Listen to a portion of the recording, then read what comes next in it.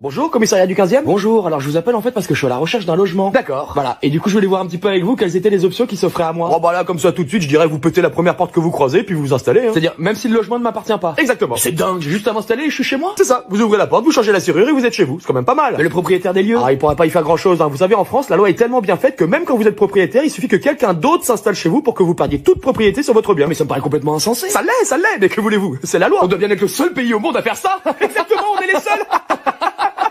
Donc j'ai juste à aller chez Casto, je prends une masse et je pète une porte. Voilà, ou faites juste sauter la serrure, hein, ça vous évitera de changer la porte. Et ni vous ni vos collègues ne viendraient me déloger. Ah jamais, c'est interdit par la loi. J'adore ce pays, on peut faire ce qu'on veut. Ah, et petite astuce, si vous vous blessez dans l'appartement de quelque manière que ce soit, vous dites que l'appartement est insalubre et c'est le propriétaire qui vous devra des indemnités en plus. Elle est pas belle la salade? C'est pas vrai. Si, je vous jure. Oui, à vous entendre, il faudrait vraiment être débile pour être propriétaire en France. Ah, aujourd'hui ça a plus grand intérêt, c'est sûr. Hein. En fait, en France, vous êtes bien plus protégé si vous foutez rien et que vous profitez du système, alors que si vous commencez à acheter, à prendre des risques et tout, là on vous allume de tous les côtés. Incroyable. Il faut encore, merci.